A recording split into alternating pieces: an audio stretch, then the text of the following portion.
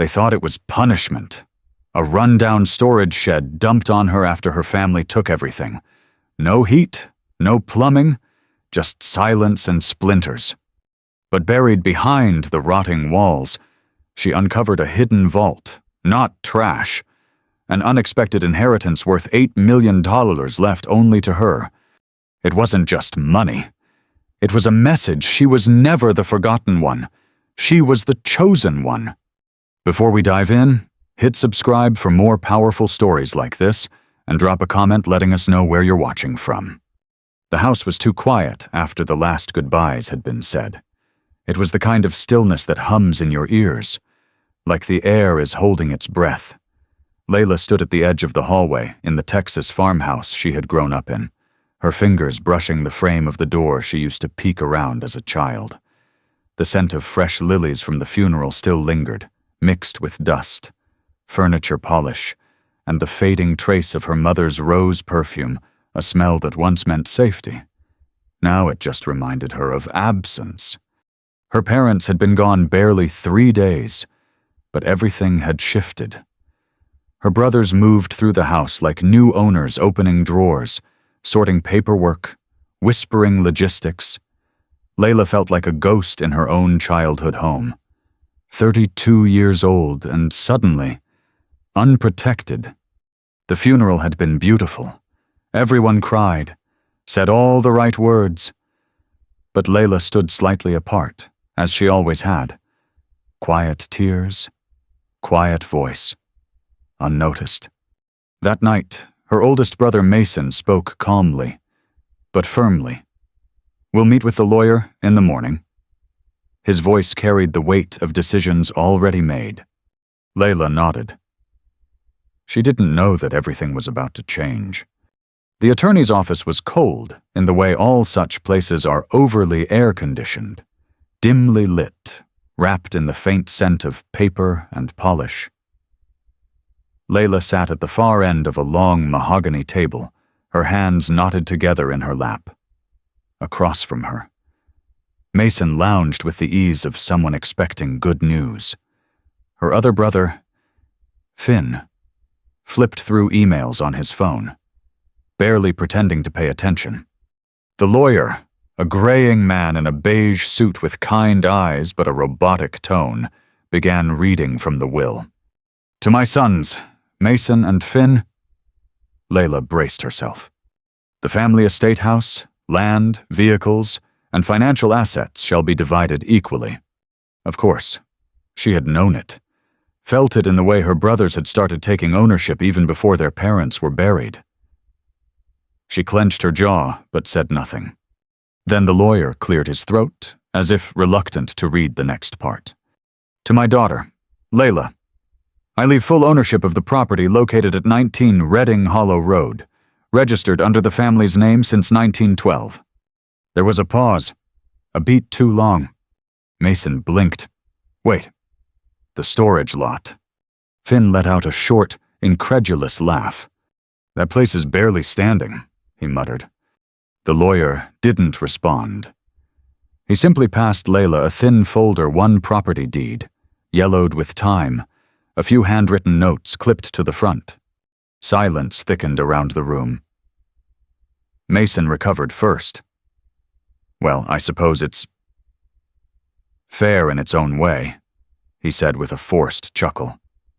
"I mean, she always liked being alone.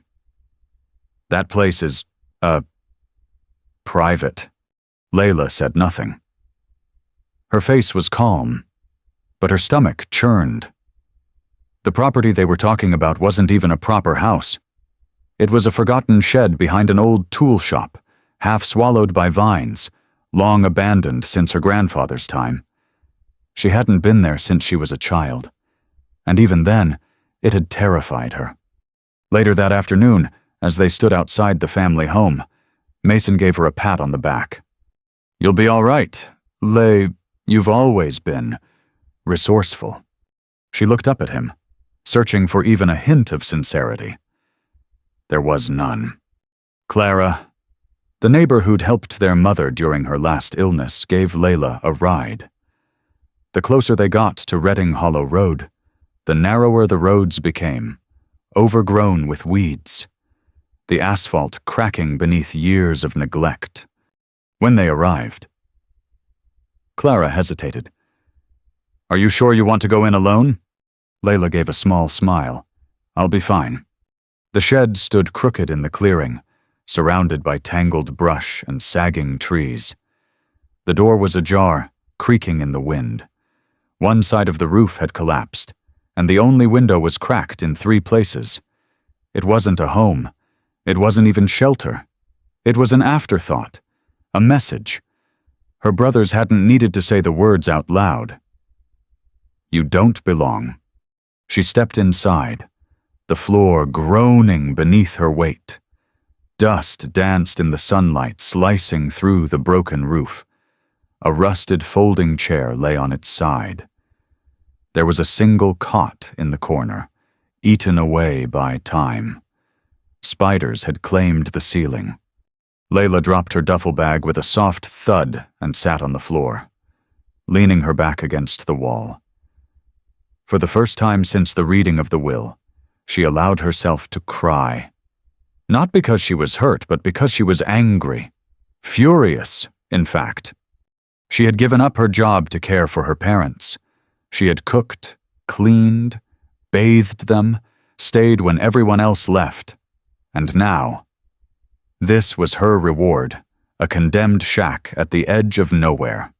As evening settled in and the shadows grew longer, she lit the emergency lantern she had packed and made a bed from her coat.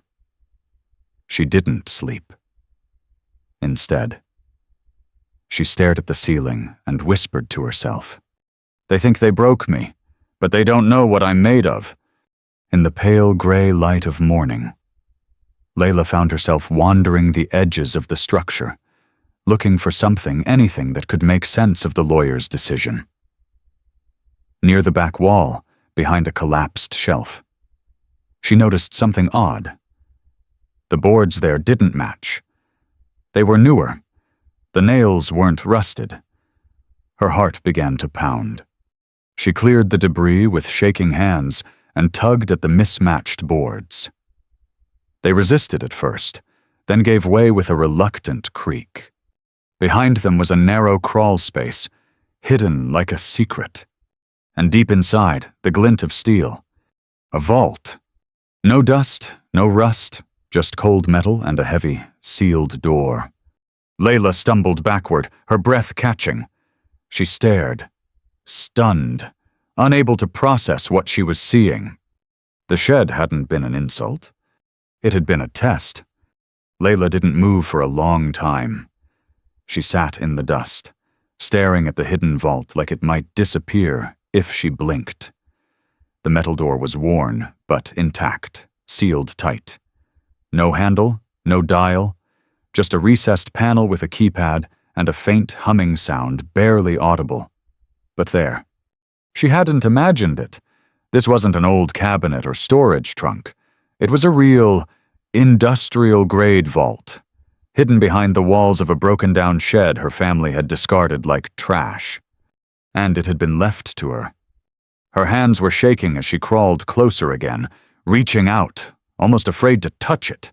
The steel was cold, but smooth, clean. Whoever had built it hadn't intended it to be found easily or opened by just anyone. She stepped back, her mind racing.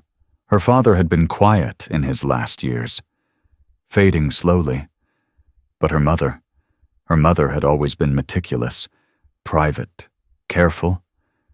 And suddenly, Layla remembered the long nights when she would find her mother in the study, going through boxes, old family records. She had said. Layla had never asked questions. Now she wished she had. She stood, brushing the dirt from her jeans, and grabbed her duffel. Inside, she pulled out the folder the lawyer had given her, thin, unimpressive. She flipped through the papers again, scanning every line. There, near the bottom of a handwritten note in her mother's familiar cursive. "The code is a date you've never forgotten. That was it. She stared at the words, her mind spinning. A date. One she'd never forgotten. There were so many. Birthdays, anniversaries, tragedies. But only one stood out so clearly it hurt. The day her mother almost died. Layla was 12. Her mom had collapsed in the garden during a summer heat wave. Layla had run barefoot down the road to call an ambulance. She had waited by the mailbox, clutching her little brother's hand, praying with everything in her body that help would come, that her mother wouldn't leave her. July 11, 2003. She typed in the numbers slowly. 7112003. A pause. Then click! The door released with a heavy metallic sigh, like the vault itself had been holding its breath for decades.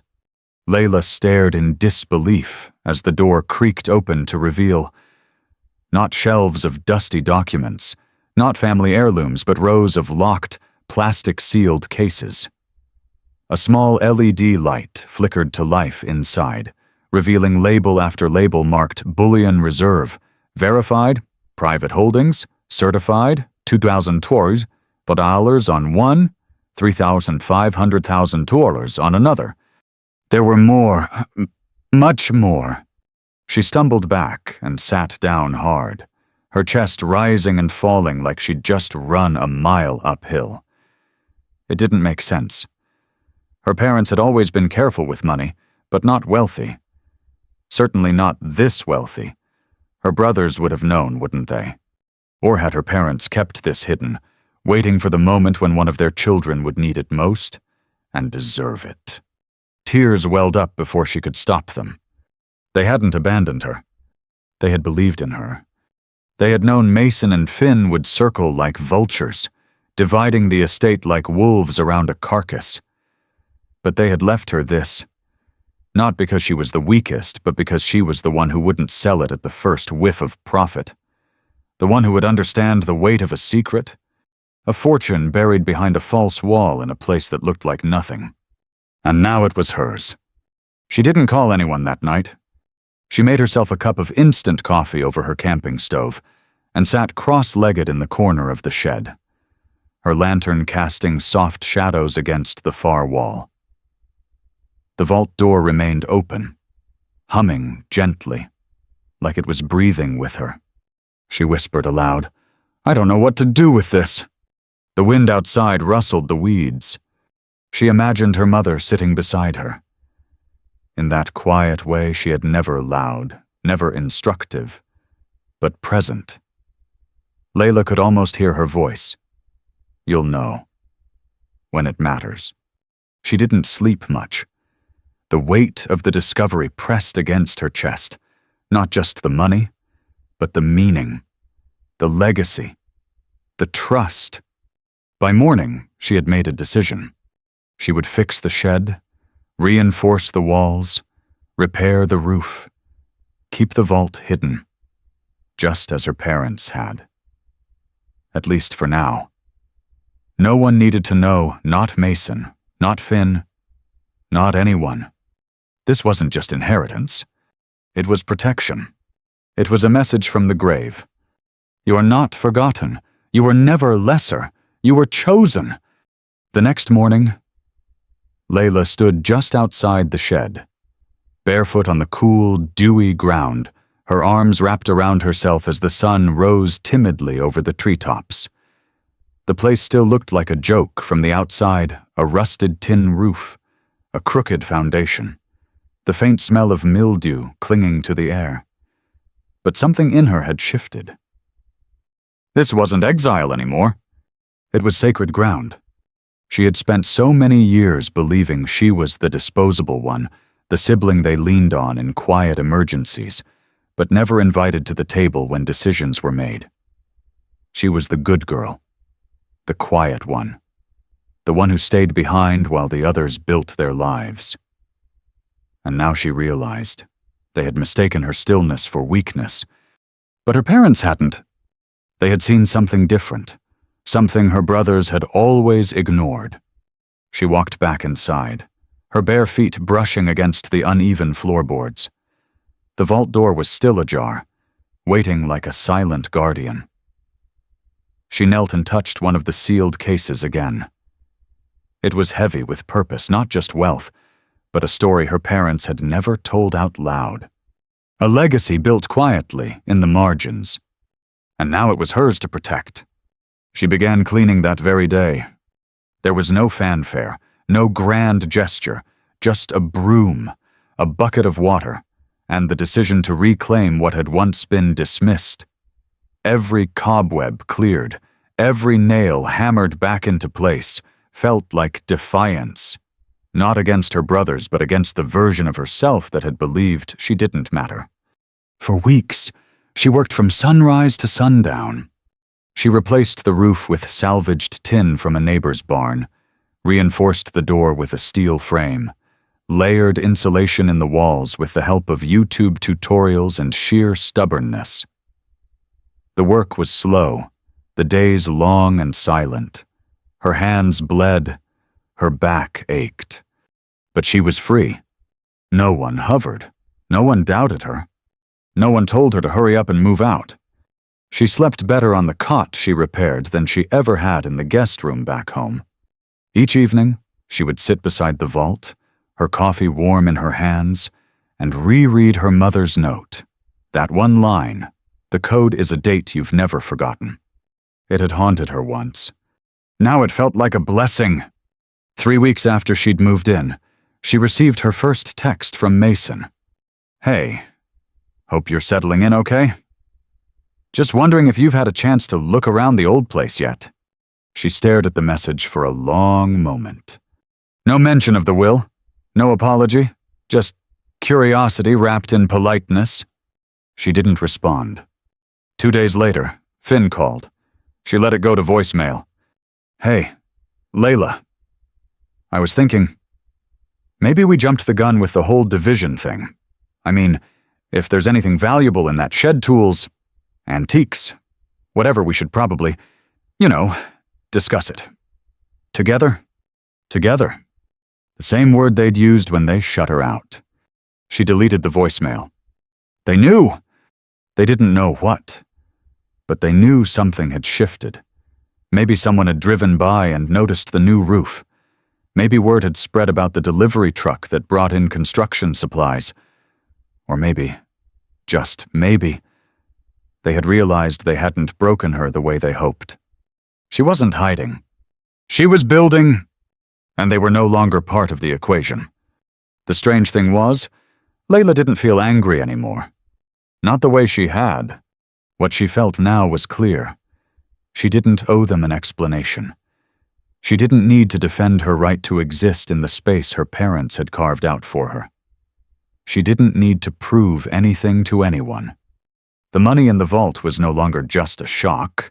It had become a mirror reflecting back every moment she had stayed quiet, every time she had been overlooked, every kindness she had given without return.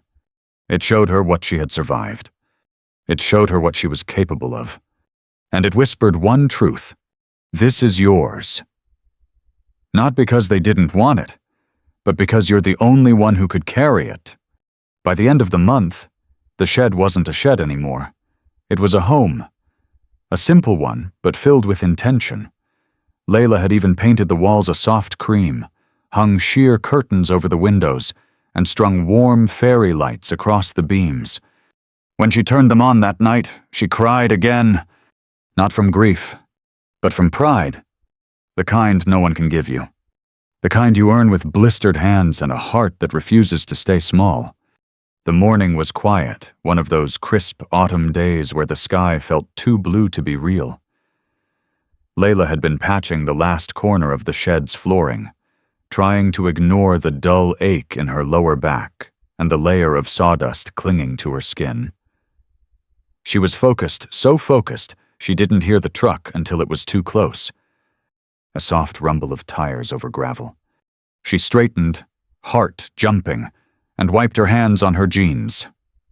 A red pickup rolled into view, worn but sturdy, with a familiar logo on the side, Hollow Creek Maintenance and Repairs.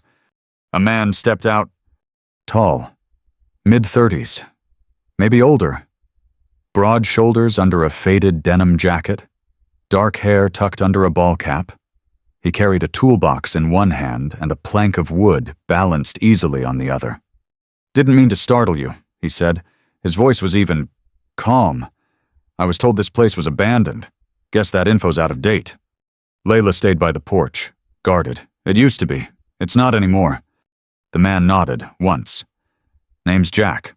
I've done repair work out this way for years. The guy at the lumberyard said someone was fixing up the old Redding property. Thought I'd check in, see if you needed anything." Layla hesitated. She didn't trust easily anymore. Not after the month she'd spent watching people smile at her, only to circle back with open palms and ulterior motives. She studied Jack's eyes, clear, steady, not pushing. "You looking for work?" she asked cautiously. He shrugged, "Only if you're offering." She tilted her head. "You don't know me. Why offer help?" Jack gave a half smile. "Because I've seen a lot of folks give up on places like this." "You didn't?" That caught her off guard. She looked down at her boots. The silence stretched just long enough to make her uncomfortable before she stepped aside and opened the screen door. "I could use help with the front step. It leans—" He nodded once and followed. They didn't talk much that first day. Jack worked with quiet focus, asking questions only when necessary. Layla watched him from the corner of her eye, how he measured twice, how he cut slowly and with purpose, how he moved like someone who wasn't trying to impress anyone. When he packed up to leave, he looked at her not expectant, not hopeful, just neutral. "You need anything? I'm around," he said. Layla nodded, "Thanks." And just like that, he was gone. He came back the next afternoon. And the next. Not every day, and never uninvited. Sometimes he brought tools. Sometimes just coffee and a fresh pair of hands. He never asked about the vault, never pried. And Layla, slowly, cautiously, began to relax. Jack became part of the rhythm of her days. They'd work side by side in comfortable silence. Occasionally they'd talk about the weather, the shed, old country songs they both remembered. Nothing too personal. Until one chilly evening, as they sat on the front steps watching the sky blush orange and violet, Jack asked quietly, "So why this place?" Layla exhaled slowly. The question wasn't sharp. It didn't demand an answer. But she gave one anyway, because it was mine. Not borrowed, not shared, not conditional. Mine. Jack nodded. "You're not planning to flip it. Then—" She chuckled. "God, no. I don't think anyone else would even want it. Besides—" She paused, eyes softening. "There's more to it than people think." He didn't ask what. And she didn't offer. That small act of not reaching too far meant more to her than any apology her brothers could have faked. By mid-November, the shed didn't feel like a shed anymore.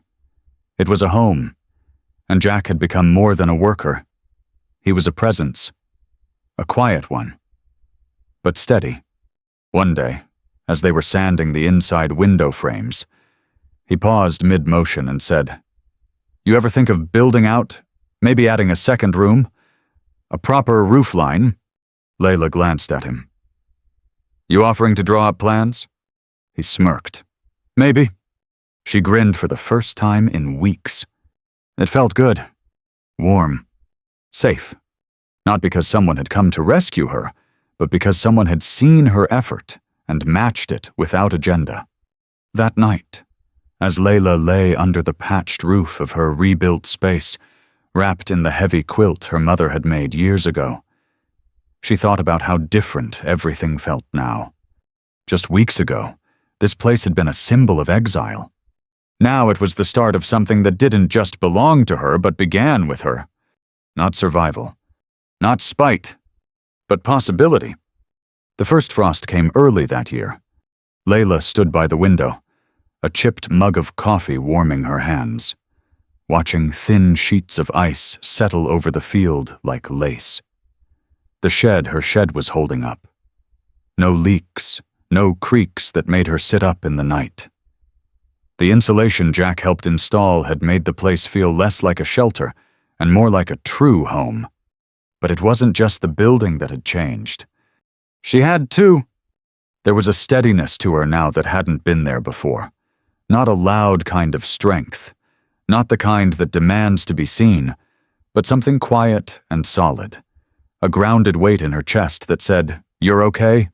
You're doing this?" She had rebuilt a life from the ashes of rejection. She had turned a joke inheritance into a fortress of resilience. And every nail she'd hammered, every board she'd replaced, had driven out a little more of the doubt she had once carried like a second skin. She started setting routines, real ones. She woke at dawn, journaled by lamplight, and made her bed with military precision. She learned to split wood, rewire outlets, and seal windows against drafts. She downloaded home repair books onto an old tablet and read them late into the night, highlighting paragraphs, drawing diagrams. The work became a meditation. One afternoon, after hours of digging out a trench to redirect water flow, she sat back on her heels, wiped sweat from her brow, and laughed deep, unexpected laughter. Her arms were sore, her jeans were soaked with mud, and she had never felt more capable. She didn't need her brothers to believe in her. She believed in herself. Of course, the world didn't stay quiet forever. Word spread.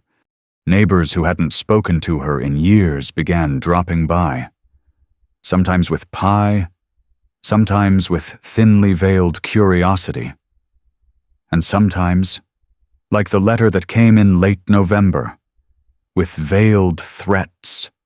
The return address read, Mason Reed. Esk, her oldest brother. She opened it slowly. Dear Layla, we understand you've taken residence at the Redding Hollow property.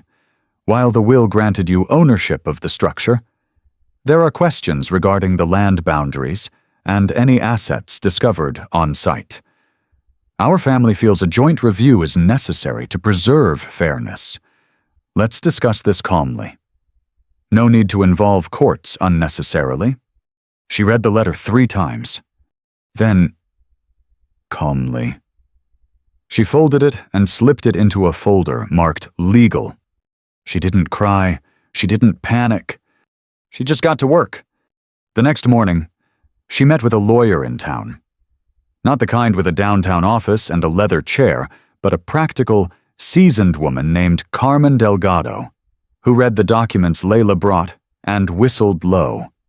You've got a stronger case than they do, Carmen said, tapping the will with a red pen, especially if this vault and its contents were part of the property gifted exclusively to you. Layla nodded. It was sealed, hidden. No one else even knew it existed. Carmen leaned back.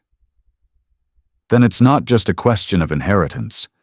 It's a matter of trust. Your parents didn't just give you something, they gave you everything they couldn't risk putting in anyone else's hands. Layla left that office with more than legal confidence. She left with her head higher. Jack noticed the difference, too. You're walking different, he said one afternoon, as they repaired a broken fence post on the far edge of the property. Different how? Like you're not apologizing for taking up space anymore. Layla smiled faintly, digging the shovel deeper into the earth. Maybe because I'm not. That night, sitting across from Jack on the porch steps, Layla felt something she hadn't felt in years. Peace. Not the fleeting kind you get after a good day, but the deep, earned kind, the kind that comes after you've weathered something hard and know in your bones you didn't disappear. She glanced over at Jack, who was nursing a hot mug of tea. The stars were just starting to appear. You ever think about how everything can fall apart, but somehow you end up right where you were supposed to be, she asked. He looked at her, his gaze soft. All the time. She leaned back against the railing, letting the cold air bite at her cheeks. "I don't think I would have made it if I hadn't been forced here," she admitted. "If they hadn't taken everything." "You made it because you chose not to quit," Jack replied. Layla looked down at her calloused hands, the knuckles bruised from labor. She thought about the girl who had stood in this very place weeks ago, scared and angry and alone. She was still here but transformed.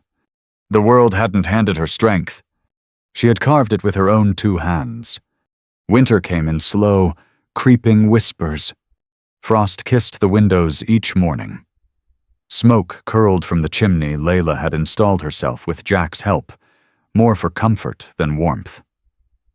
The inside of the shed now smelled faintly of cedar wood, fresh paint, and the lavender oil she dabbed onto her pillow each night.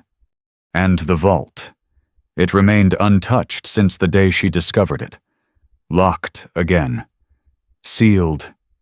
Waiting.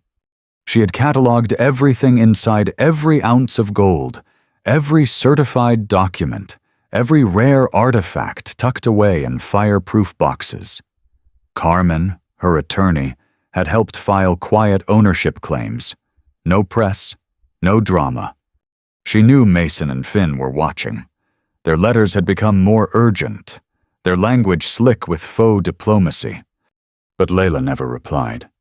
Because the truth was she no longer needed anything from them, not permission, not peace, not even closure.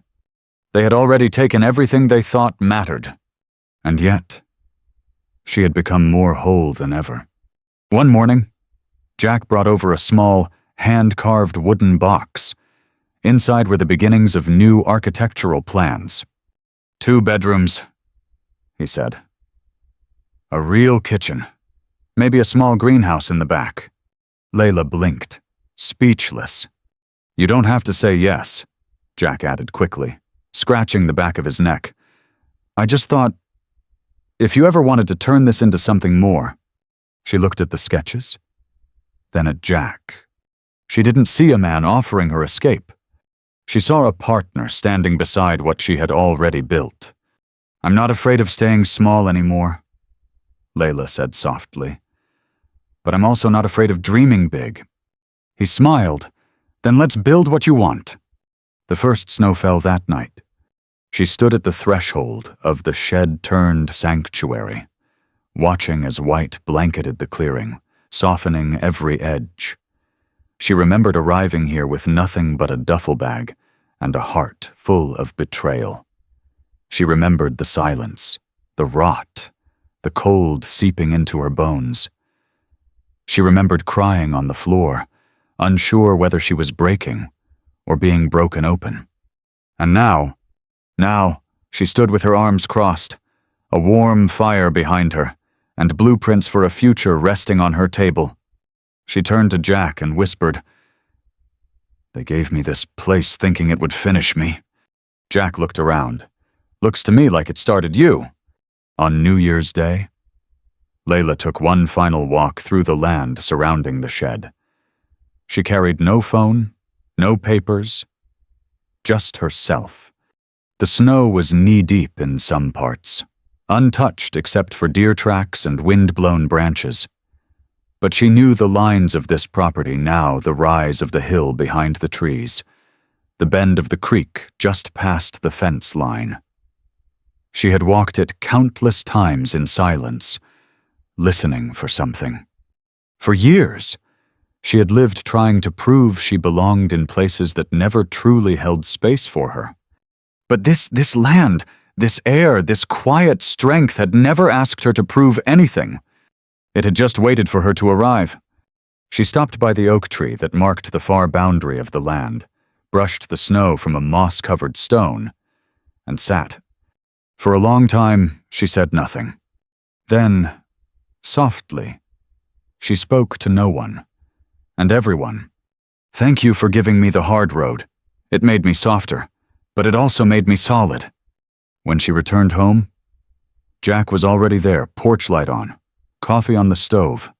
She stepped inside, kicked off her boots, and smiled. This wasn't just a home now. It was hers not because it had been handed to her, but because she had earned every inch of it. The world would never look at her and see the full story. They would see the girl who got the shed, the cast-off. They would never know what she found inside the walls, the vault, the money, yes, but also the courage to become herself without apology. In the weeks that followed, she finalized the land ownership, quietly, legally, fully. The vault remained untouched, not out of fear, but out of intention. It was not a prize. It was a trust, and she would honor it in her own time. By spring, the plans were underway. Jack helped with the foundation of the new addition. Local workers joined in. No contractors, no big names, just hands that had known how to build in silence. One evening, as she stood watching the sun dip below the horizon, Layla said aloud, more to the wind than to anyone else. They tried to write me out of the story, but I turned the page. Sometimes what looks like rejection is actually redirection. Layla was handed what seemed like a cruel joke, a collapsing shed on forgotten land, while her brothers walked away with comfort, legacy, and applause. But within that cast-off was not just a vault of gold. It was a vault of identity. Layla didn't win because she found money. She won because she found herself in the silence, in the struggle, in the choice to stay.